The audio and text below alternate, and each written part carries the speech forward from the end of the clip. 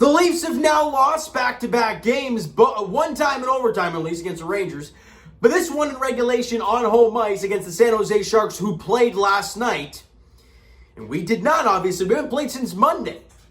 And the Leafs go out there and they lose 5-3 to the Sharks and drop to 2-2-1 on the year. And I'm going to give you guys a number. Because we all know, if you go back to last year and in years past, the team that scores the first goal of the game, look at the records of those teams when they score the first goal. It's sizably different than when you give up the first goal. So it's so crucial. The first 4 of the 5 games, the Leafs have not scored the first goal. Now, yes, they won one of those. That was the Montreal game to start the year. The other 3, you've all lost them. You won the game against Ottawa in regulation because you scored the first couple goals. Now, not the Leafs didn't start on time today because it was 0-0 after one period, but you still allow the first goal of the game as Logan Couture scores 2:31 into the second period, and you're down 1-0 early there. But the Leafs can score one goal. That's okay, right? They can come back from that. Less than a minute after that, and it's wild, right? Because Sheldon Keefe leaves the fourth line out there. They were on the ice for that goal against, and he leaves them out there, which is shocking. And they absolutely dominate the offensive zone after the goal they allowed, and it's a scramble in front. Spezza finds a loose puck, and he buries it past Adin Hill to tie the game at 1. Simmons Engvall grab assists at 3:27 of the second period, and we're tied.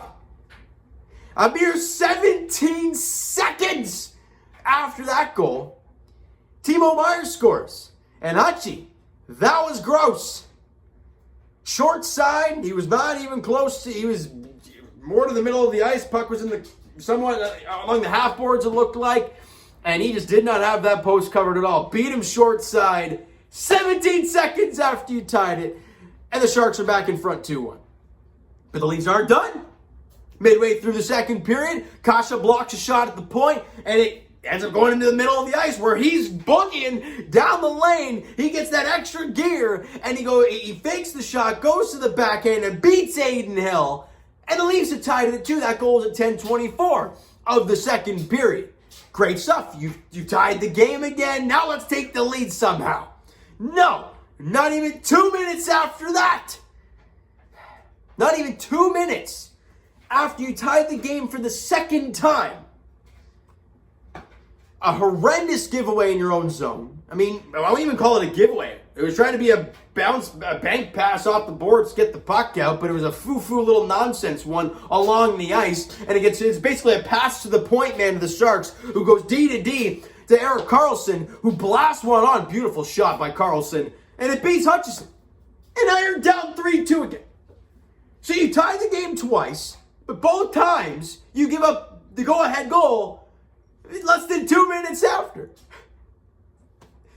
And now you're down 3-2. Well, that's okay. It's one goal. It's all right. They can find a way. We go into the third period. It's one goal hockey game. This team can score one goal. I mean, I'm pretty confident they can do this.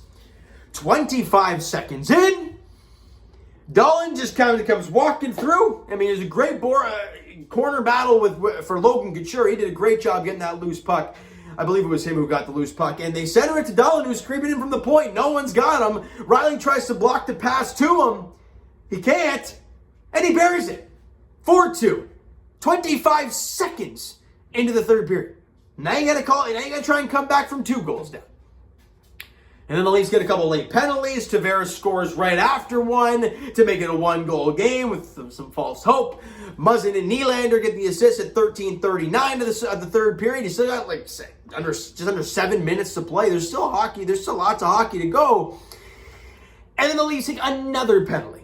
You know, and it's just like you got 2 penalties in a matter of the final 10 minutes. That is going to kill you down the stretch. You get some golden opportunities late. Logan Couture buries the empty netter with 40 seconds left, and you lose 5-3. The Sharks played a good game. I'm definitely going to give them that. But my God, this team looks out of sorts. I mean, it is early. It is only 5 games into the year. But with how good this division is, with Boston, Tampa, Florida's kicking everyone's tail in, Buffalo's had a great start. They're going to fall back down to earth. We all know that. And with Ottawa, not being terrible, you got to start banking points early, or else you'd be trailing. And we saw what happened with the Blue Jays when you had a bad start and you had to crawl back into it. It didn't end up working for them.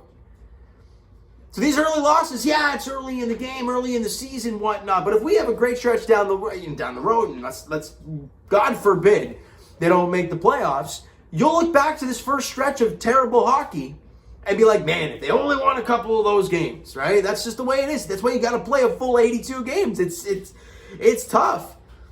Now, obviously, a lot of people are going to question Sheldon Keefe's choice to go Michael Hutchinson instead of Jack Campbell. I mean, I'm all with that, though. I'm all with Jack Campbell going tomorrow in Pittsburgh.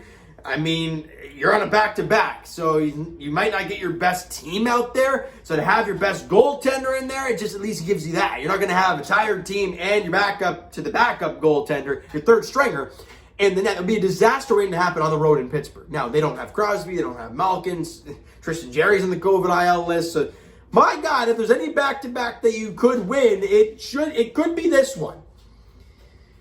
But not a lot of great things for the Leafs in this game today. I mean, they played some good hockey. They had some great chances, but we've been talking about that all year long. They've had great chances, and the inability to score, especially for that top unit, they were not good today. Now, the Tavares scored late in the game, I get that, but Austin Matthews, Mitch Marner, you didn't see them at all today.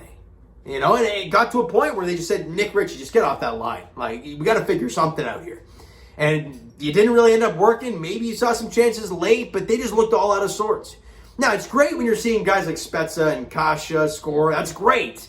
But you need your big guys to contribute. Look at them, right? They had, who scored, where's one of their goals here? Dahlin scored, right? And you're like, who the heck's this? But Couture scored, Myers scored, Carlson scored, and Couture scored an empty netter. Right? They had their big guys, and they got that little bit of depth scoring to bring you over the top. Our big guys didn't get it done. Tavares, he got the goal, first goal of the year. That's a big one for him personally.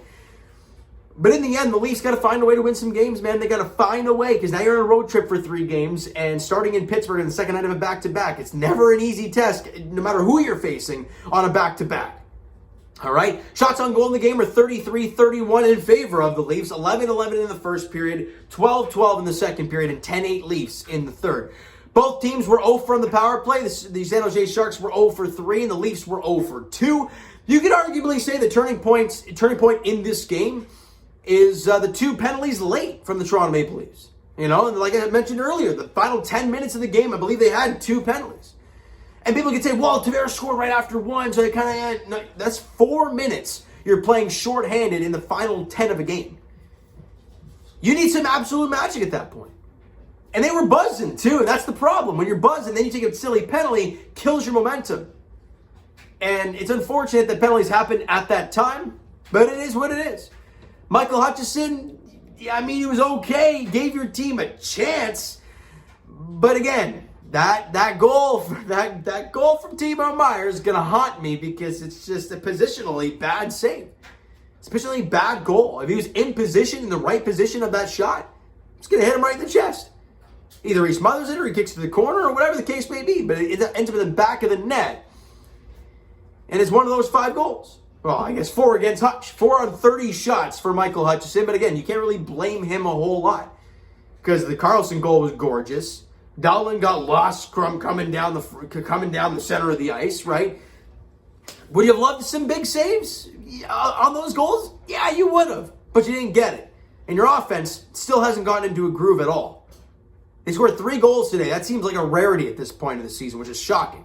Mitch Marner still doesn't have a goal. Tavares got his first today. Matthews in the first 2 games of the season doesn't have a goal, but obviously Austin Matthews didn't have his training camp. He didn't have a preseason. He didn't have the first few games of the season, the regular season, so I understand that.